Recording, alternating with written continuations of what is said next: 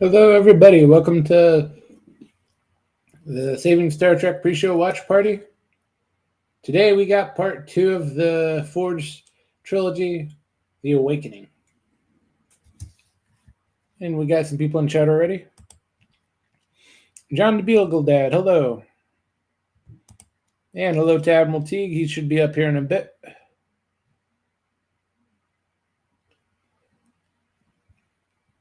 And FKHC 2005, hello. And hey, buddy, welcome. Speaking of Admiral Teague, it's cold. It's I not. can imagine. Yeah, I think I got this figured out, Jerb. It's going to stay cold until mid-March, where warmer days will be interspersed more and more frequently. Then, right around the beginning of baseball season, it'll be a spike in temperatures, but it'll rain a lot for the first few weeks. Then, around June, it'll be warm for about 20 weeks. If you're lucky. Maybe 19, maybe 16. It'll be a good long run. I predict that June, July, August, and September, very nice summery months, probably like mostly residing within what we call summer. Hey, everybody. Welcome to the watch party. We're sorry we couldn't get a better actor to play Sarek for you, but, at least we see him die, or like he's starting to die by the middle of the episode. I was not moved by Sarek having radiation poisoning. Sirach having radiation poisoning. I was like, go ahead and not. How about you, Jer? I haven't watched this episode in quite a while. Oh. So let's get this started. I found that this flew by when I watched it because I watched the whole Forge thing together. Yeah. I don't know how great it is as an episode 2.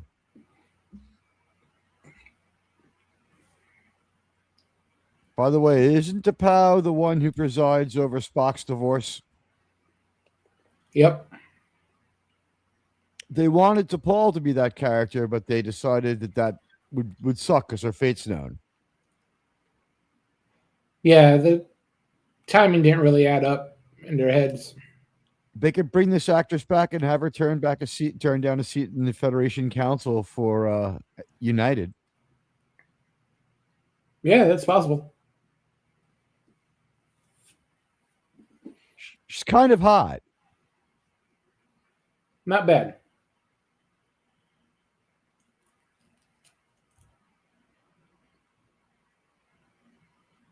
She's not exactly Jennifer Lawrence, but I would.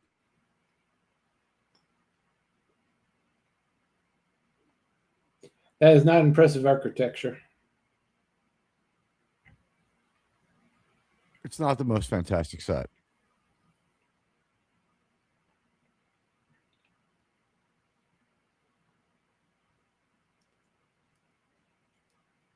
Out of focus in the foreground is John Rubinstein, though. How many things has he been in for Star Trek?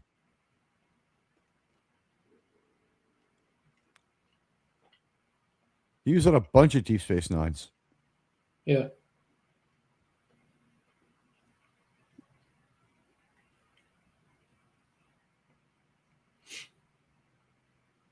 How come no one uses the dermal regenerator on this fucking show? Don't think it was invented yet. I think we've seen it. Oh, it shouldn't be invented yet. Maybe it just only works okay.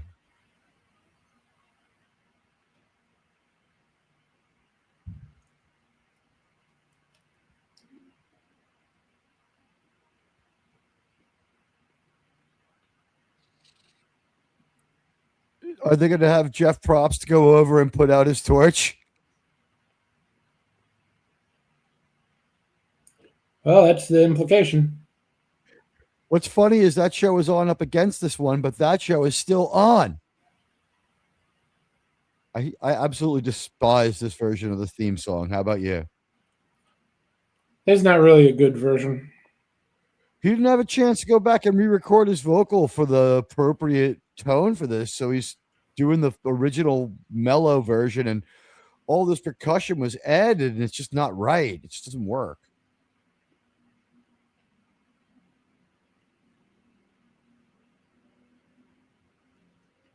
Hello, buddy. Hi, Tim. Hi, John.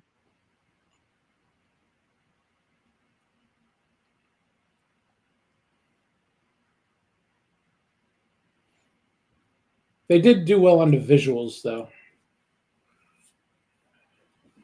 I think it's inspiring, and in seasons 1 and 2 with the regular theme song, it's not so bad. But then with the attempted reboot in season 3 and the second attempted reboot for season 4, you just have to ask yourself what was going through their minds. And these are soft reboots, but reboots nonetheless.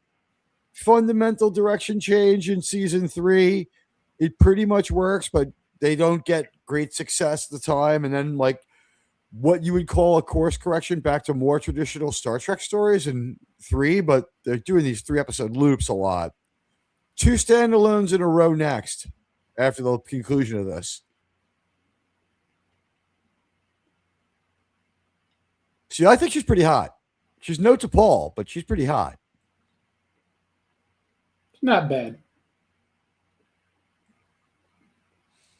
See, if the old Star Trek people were smart, the new Star Trek people rather were smart too. They could have had that Vulcan chick beat up that dude. It would have been easy, but they forgot. They forgot. She looks like one of Khan's sidekicks. And she's older too. I think that's the chick from Wrath of Khan with the curly red hair.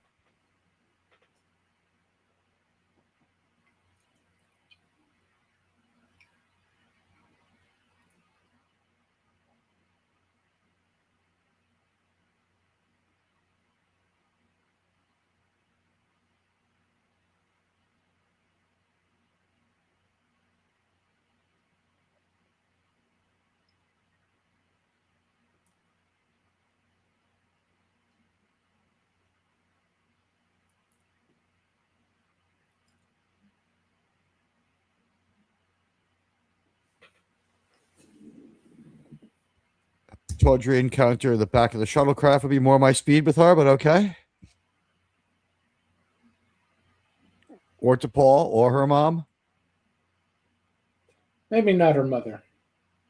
T'Pol's mom is pretty hot, and I think she's like 46 or some shit like that at this point. Joanna Cassidy's 70 now, 25 years later. Whatever, 23 years later.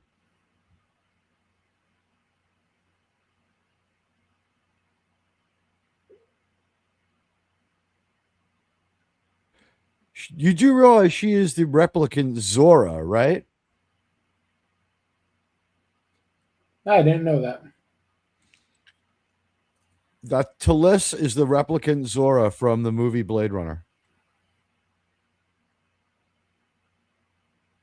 She's also one of Jethro's girlfriends on NCIS, so I think this makes her awesome. And look who's the director. It's B'Elanna, guys. Hey, Sith Dan. Hey, Dan.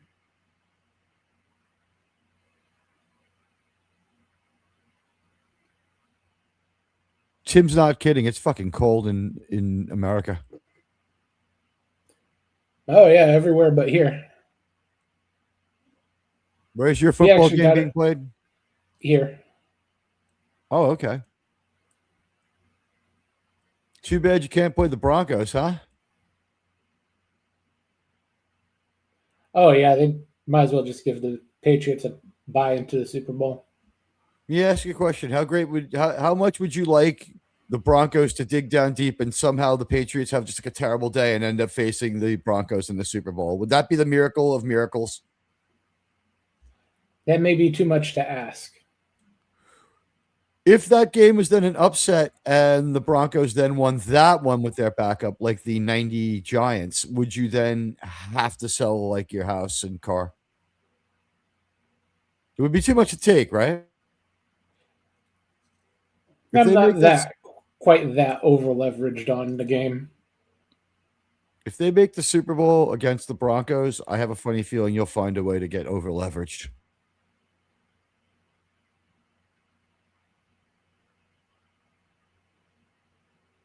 Guys, that mysterious series of organ thefts from homeless guys in Seattle. Got an idea who it might be. This is a great scene. Yeah, he does some of his best acting on the series.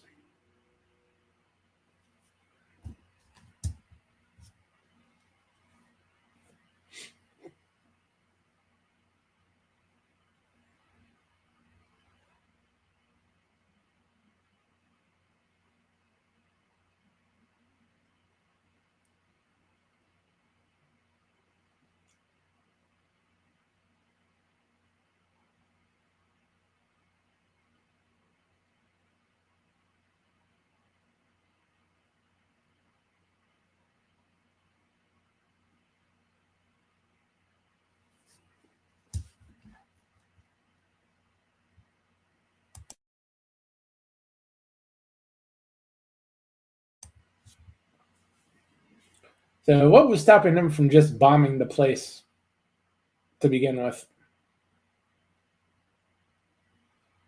He doesn't seem the type to need the political coverage. It's a Vulcan UNESCO World Heritage Site, and they can't find them.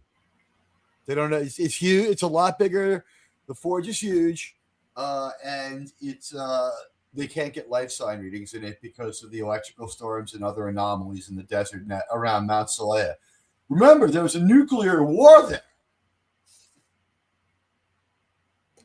Yeah, but how did framing the Serenites for the embassy bombing help that in any way, shape, or form? It gave them the authority to do it once they find them, so they're looking for them. He already had the authority. I think morality, like the moral impetus of the Vulcan people, is now on his side. Plus, it would get the Earth people off his back because pesky T'Pol and her mom are Sirenites. Or well, T'Pol will be one in a little while, guys. Spoiler alert, 23 years later. Yeah, they'll all be Serenites. I believe that there are non-Sirenite Vulcans back on Vulcan who are just reactionary and they're like the Vulcan Amish. They don't figure into Star Trek because why would they? How's that for an explanation? Yeah, that might work. If you don't think there's like Hasidic Vulcans,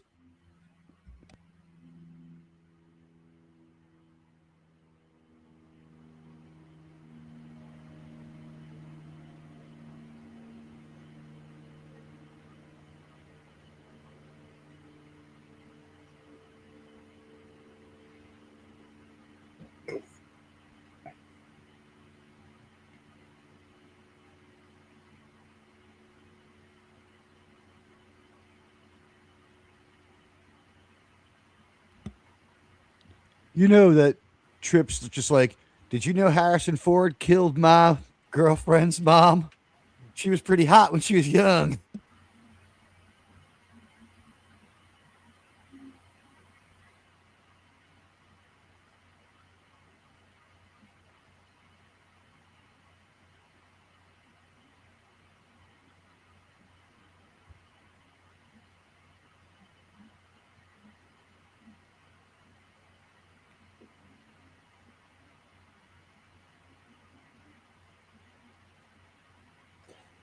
I guess he looks enough like the guy from TOS. I don't think so, but close enough, I guess. Yeah, like a lot later in life, like Spock was thinking of like 60-year-old Sirach, and this is 260-year-old Sirach. I don't fucking know. He's a fucking bad actor.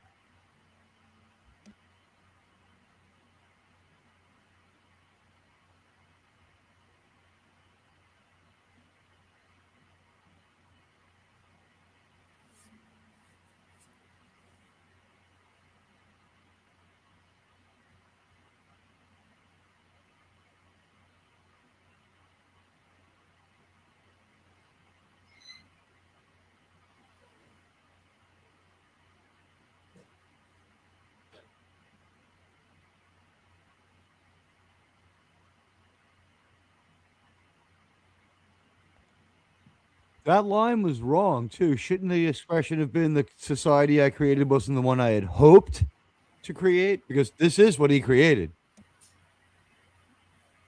Not at first.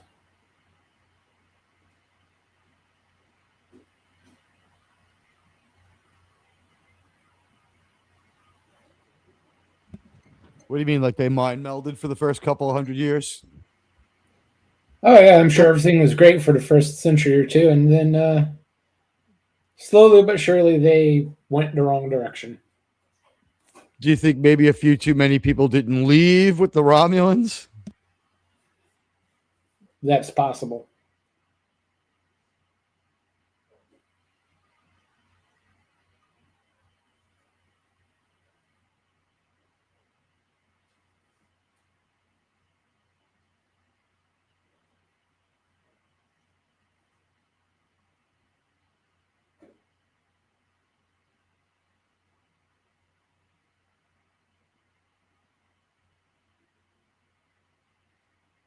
Knowing all this, shouldn't the Enterprise E have simply given them the Cochrane Archer engine and been like, go for it, guys. Here's like a Warp 5 engine.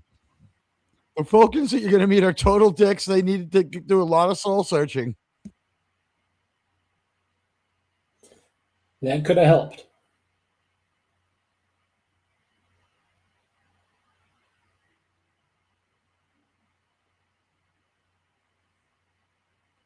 He seems to be the only one gun ho about this whole exterminate the Serenites. Did you watch part 3? Not yet. He's down with some undesirables. There's some reverse Serenites out there.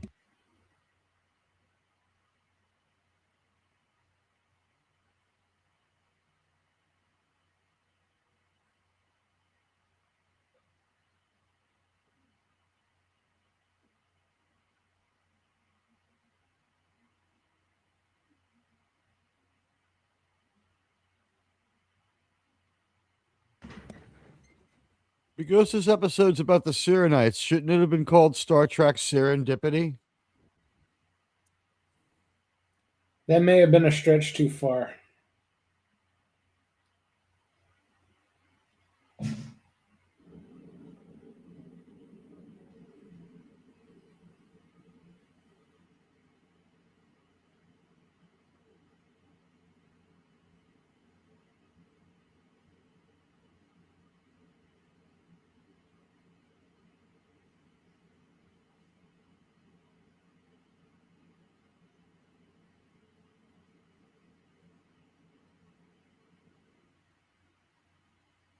This is why the ambassador didn't say the line in the last episode. They wanted her to be the first to say it.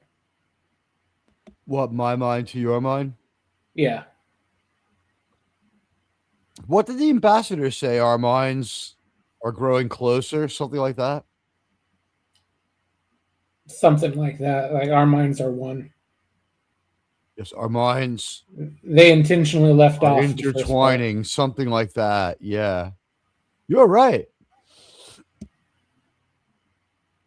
That's like a great subtle little catch, like my subtle little catch on Landman that Billy Bob didn't smoke or drink in the final episode.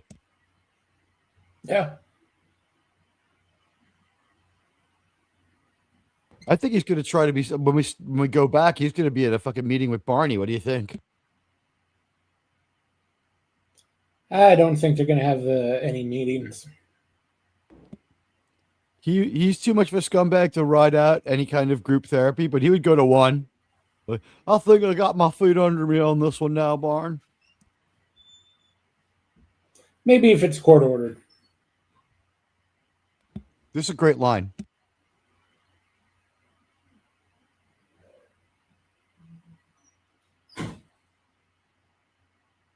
When you said he did a pretty good job, this is his best performance, were you talking about Gary Graham or you were talking about Connor Trinneer or both?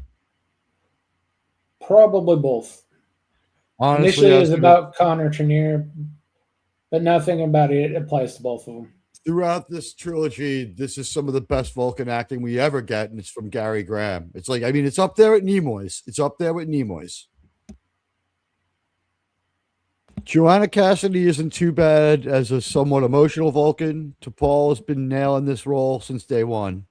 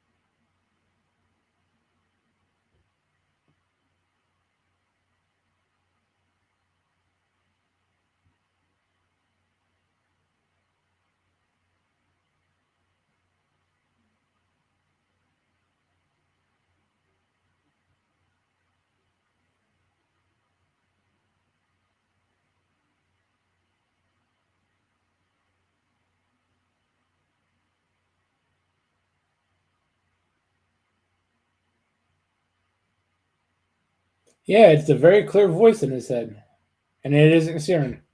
He had an outer body experience. Had they not decided this yet when they filmed this part?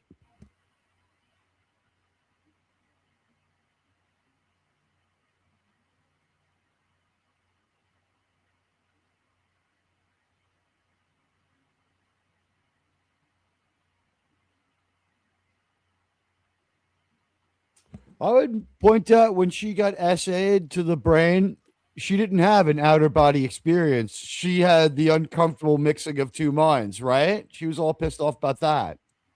Yeah. She didn't have a fucking crazy dream. So this is nothing like her mind meld. Each mind meld's different.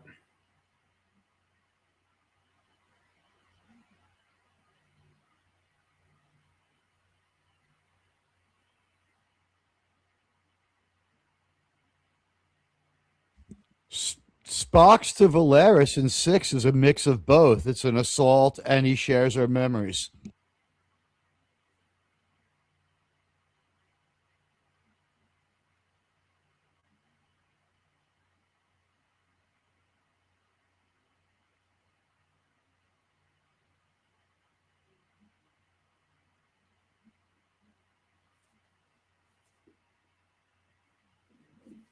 We never, ever hear anything good about Captain than Admiral Gardner, do we? He's just always the Vulcan's little bitch. Pretty much. But he's only mentioned a couple of times. We see him in season 0. We actually see him.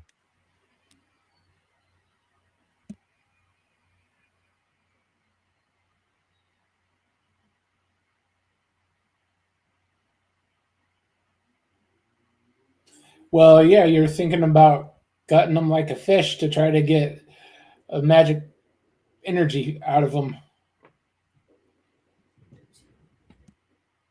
You might be a bit of an extreme whore. You crazy bitch, you're an extremist. They did an awesome job with her Vulcan like eyebrows. Look how great they did with that.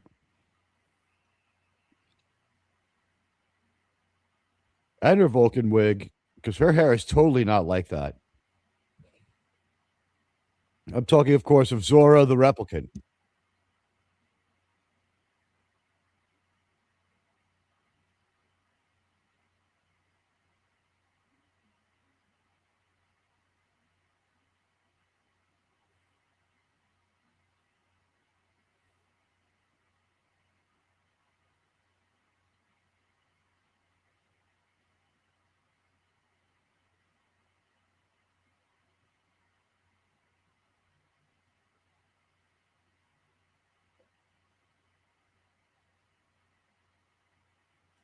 Yeah, her mother's okay. Her mother's a terrorist.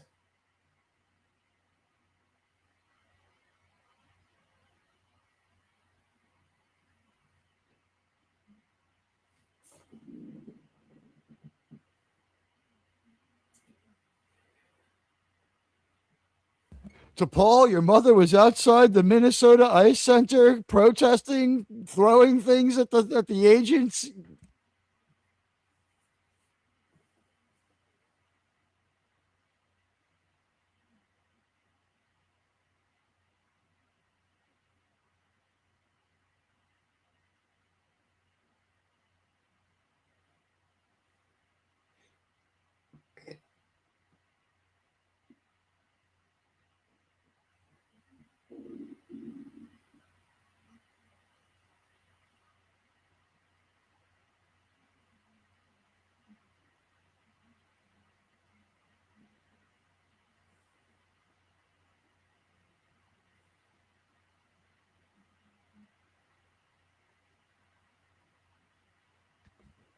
Maybe it's because neither of them are particularly great actresses, but the chick playing T'Pau, her delivery is a lot like Denise Crosby's when she's Sela. You think that was like, they're like, watch this for a while. This is kind of what we want. This is the energy we're looking for.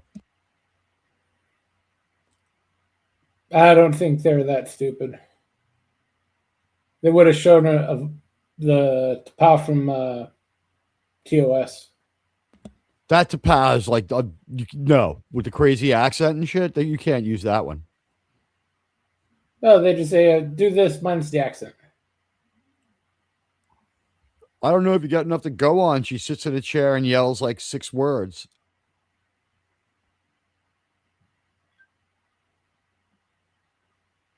Five of them are live long and prosper. 4, sorry.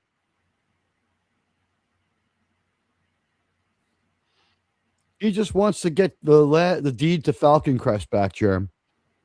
Yeah. We're back on the set from Terra Nova. Remember when this was where the diggers hung out? It's Shell. Yeah, a couple others. Yeah, this is part of this is where the replicants were raised. I'm sorry, the auglicants.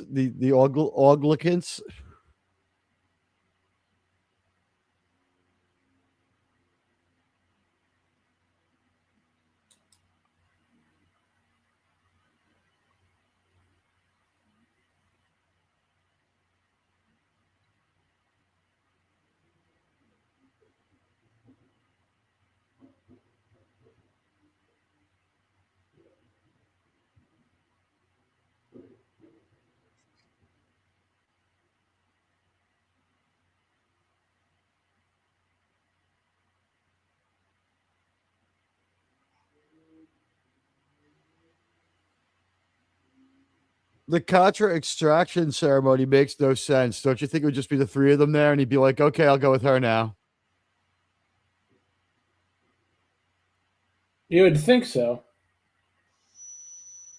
He'd be like, thank you, Archer. The only problem I have with this storyline is why would they then scoff at Spock if a human had carried the Katra of Serac?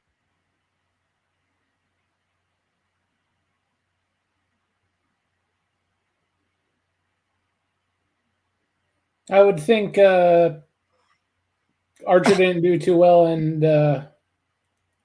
McCoy isn't exactly in great shape.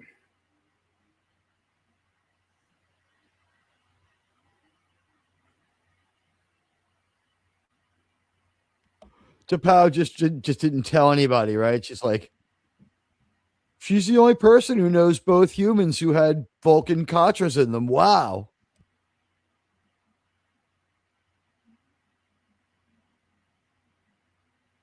It's like, there's something sketchy and weird about you, Spock. I don't know why you remind me of Archer and your friend McCoy. Hey, LDG. Hey, LDG.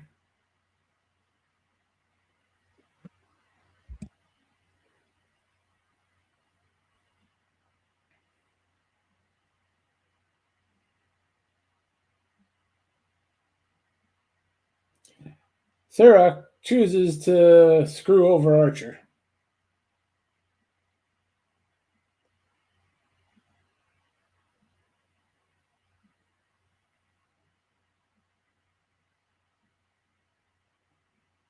The LDG, we're watching Awakening, part 2 of the Forge trilogy on.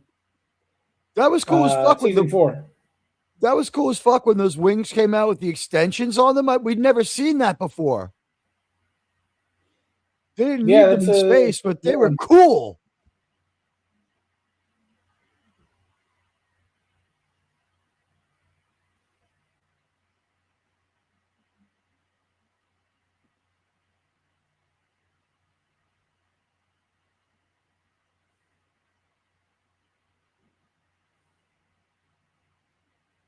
This whole encounter is very on Star Trek, but what I've noticed is Anthony Montgomery's acting slipped again. Have you noticed that? You can't fucking deliver lines again? I never saw the vast improvement. I never noticed that roof spoiler package before either. That's pretty cool.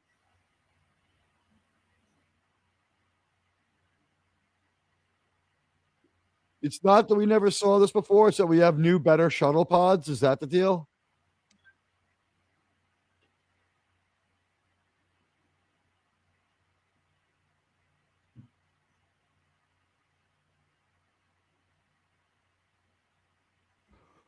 By the way, the shorter, really military hair is Trip's best look when he's anything but crazy Trip.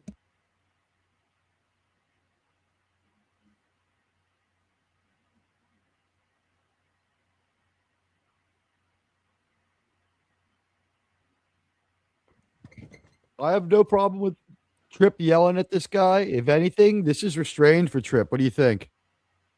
Look how It angry he is is. rather restrained. Is it because he's simply not the captain and he's breaking orders too? There could be a call to Hoshi to relieve him or to Reed to relieve him right now. You know what I mean? Yeah, but no one would obey that. I don't think anyone can give orders to abandon Jonathan Archer ever again after what he did for Earth. Probably not.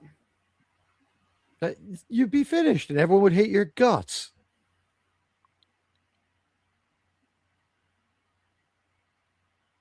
Even on Vulcan, people would hate you. Vulcans would find a way to shun you if you let the guy who saved Earth and your own planet die.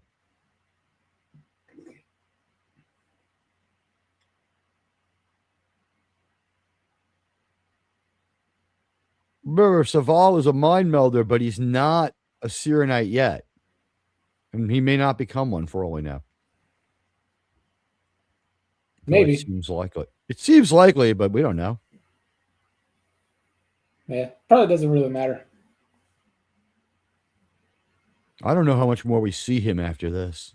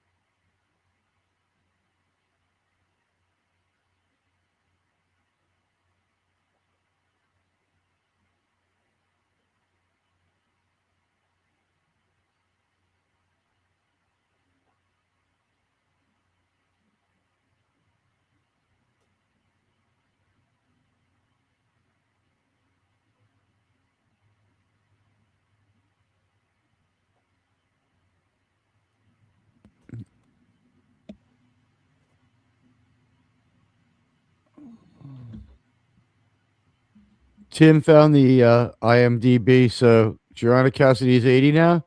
All right, she looks pretty good for 54 here, or 55.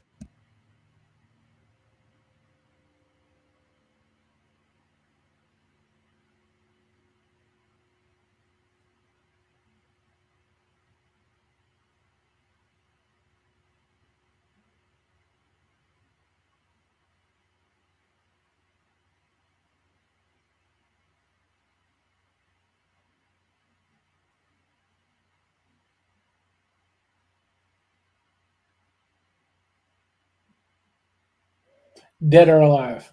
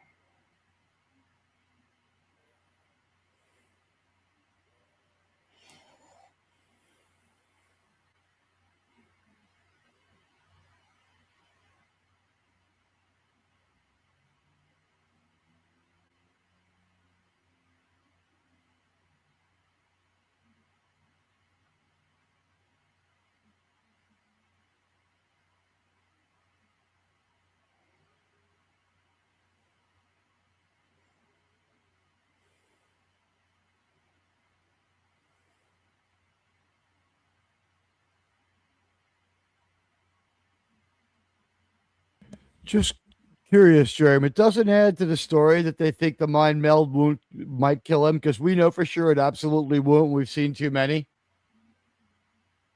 You think it was still kind of cool, like the story needed to have that detail? I'd say it doesn't really hurt anything. They Doesn't think really humans add, are but weak doesn't hurt. losers. Yeah. But she's done like probably 10 times more mind melds than Spock at this point, in season 1. Oh, she's done infinitely more.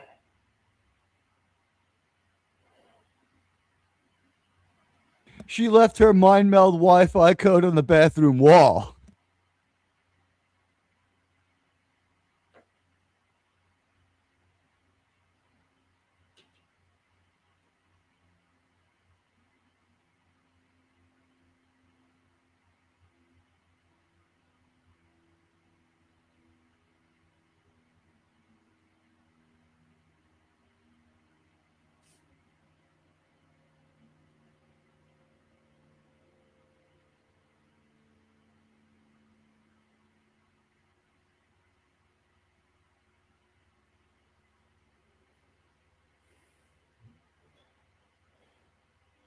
The Vulcan Dead Sea Scrolls.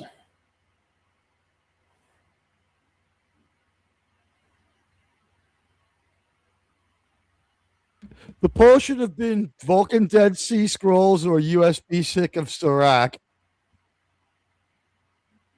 Serac, sorry. See how it's only kind of targeted? How do they have a shield, though, if stuff doesn't work there? How did they have a hologram when stuff doesn't work there? Or is that the photonic weapon effect? I just don't know.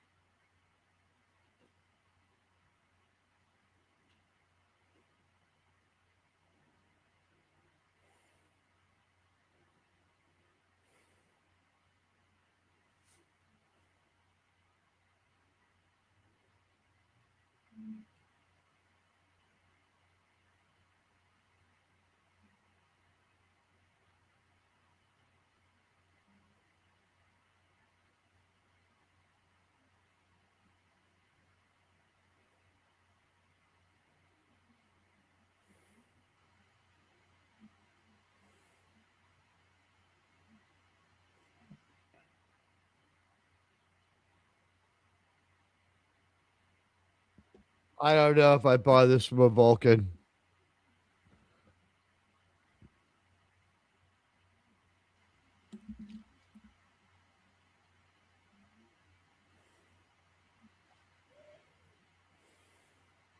And of course, he 100% believes her.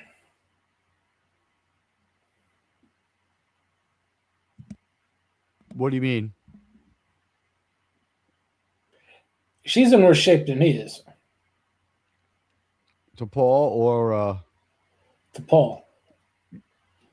yeah, you should probably be carrying her. Or seriously helping her. She seems like she's okay, though. Hey, we found someone who really is pretty fucked up, pretty bad.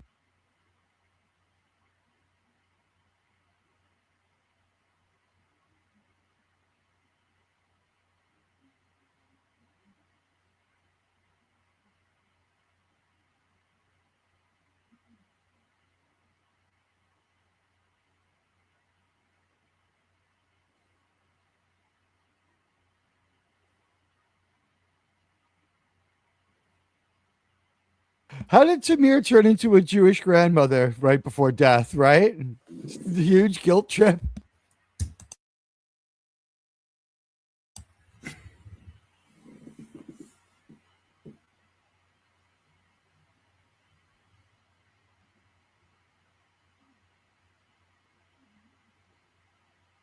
And now T'Pol is completely useless.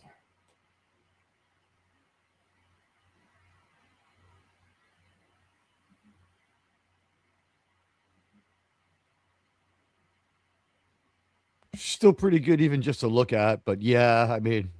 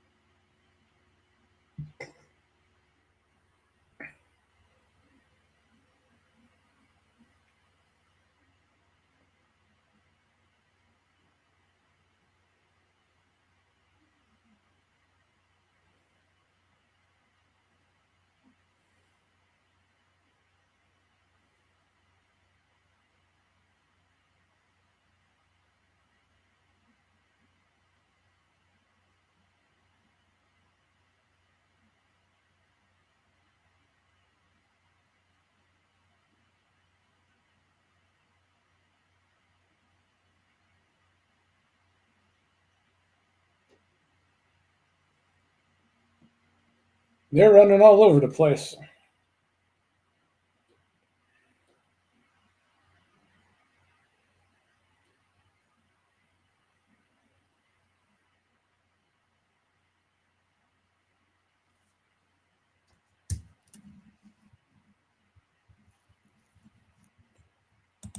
Okay, that's our episode. Not fantastic on its own, but a good middle part. I it suspect really these would do a lot better if watching all three together.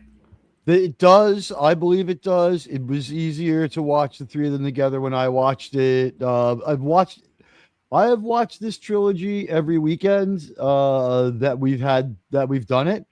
So I watched it all the way through for part one, and just the same thing kept happening. It's like it's very watchable. And then when I had to go back and watch this one, I started from this and I ended up watching it all the way to the end. Like I didn't realize like when this episode ended. When I went back and paid special attention to try to figure out when the episode ended, I was just like, surprised where the end point was. I had forgotten. I thought maybe it would have been like a couple of minutes earlier. To be honest with you, I forgot. I had totally forgotten where the episodes one ended and one began. They're very interwoven, maybe interwoven to a fault, maybe interwoven to the point that it hurts episode 2 as a Star Trek episode. This one isn't able to do everything like a single. There's no real closure. Yeah, but you won't really get that in a part 2 of a three-parter. No, you won't. The thing is that even though it's good and even though it's well crafted, it's just not what we're used to with Star Trek. So it's just without being in the least bit bad, I find it off-putting. Anyway, going into the chat is the review show link. It's starting in just about 15 minutes. Germ and I will entertain any questions you may have. But for the moment, check that link and definitely you open a browser, camping out over there, getting ready for our grand entrance at 5 minutes after 9 p.m. Eastern Standard Time. Gives us enough time to compare our notes. I know I made a couple more during this viewing. Gerb, thank you for showing the video to our audience. Yeah, I'm glad to do it. You're the guy who got me started sharing the copyrighted material. It's your fault. Yeah, I have a habit of getting people into bad habits. So, Jerem, who should I really take that cash advance you advised me to take to bet on the Seahawks tomorrow? Oh, definitely. It won't be a big deal, and I should tease it up, right? They're gonna more than double what they're expected to cover by. It's only 3.5 points. So yeah, tease it up.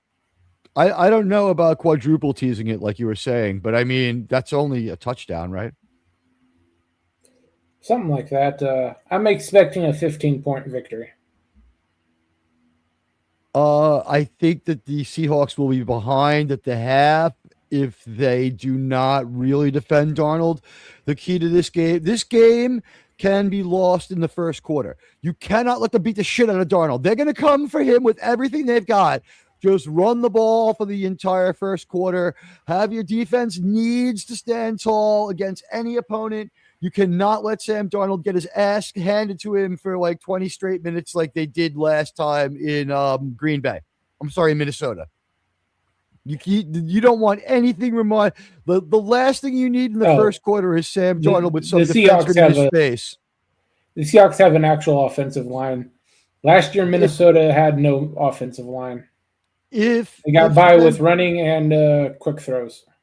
If Sam Darnold is knocked down in the first quarter, no big deal. If he's sacked, it's 10% chance he can't get it back together. I'll know as soon as I look in his eyes. I know Sam Darnold. I've watched him play more games than you have, but he's gotten a lot better since I stopped watching him. He's gotten a lot. Let's be honest. He is playing that for the New York Jets. He had one receiver. He had no running game and one receiver. I had no offensive line whatsoever. He had no line. Nobody blames Sam. I own his jersey. I thought he was great. I think that they screwed him over here.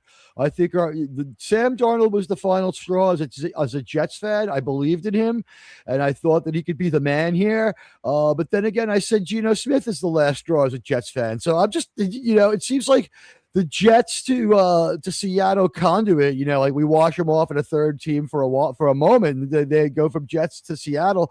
When they get there, suddenly they're good. Geno was never good here. He was Russell Wilson's backup. He had seriously good seasons. He had seriously very good, enviable seasons from my point of view. He had a 10-win season. Yeah, from your point of view, he had one winning season as a starter. Out of 3, though.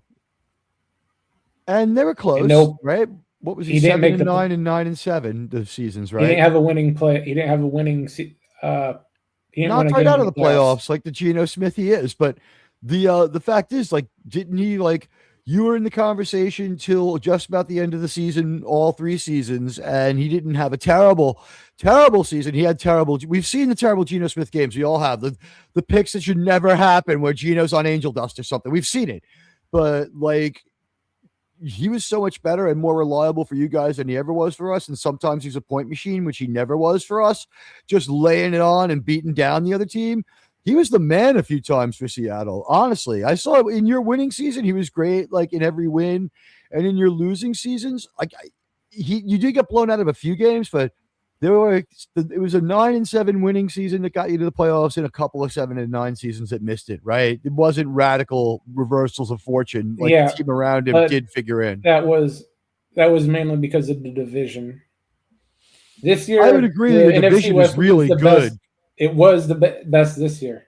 Right. The last few years, it's been the worst division. The last 5 years, it's different this year, but the last 5 years before this, dog shit. Which ironically would prove that the draft system works, because by having terrible teams which got low draft picks, I mean, somebody had to win that division. No one's as bad as the AFC South or the NFC South, no one's as bad as the AFC South except the NFC South. True? Yeah, that tends to be how it works. It's laugh out loud bad. I mean, but the year they sent the 6-10 teams to the playoffs, they love that one. Didn't do much better this year. I think that team won a playoff game too, showing that the other divisions maybe were just a little bit bad too. Like, football had to be fixed. And by fixed, we don't mean preordained turnout, unless you're a fan of the Jets, where you always know what's going to happen. We're going to lose.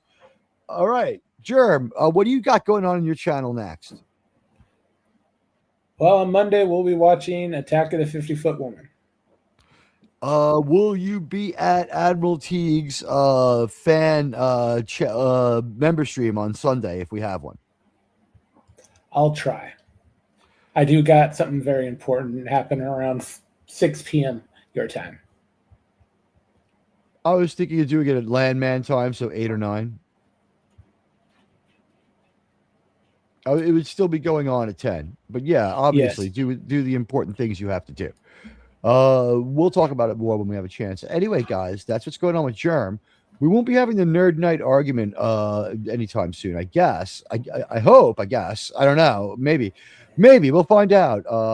I watched the news this week, so I would have been a really bad. I would have been a really bad Admiral Teague on there. I would have known what was going on, and I just would have kept quiet. Yeah, that may or may not continue for now. I do got several appointments coming up, so definitely not this week. Maybe the week after. All right, cool.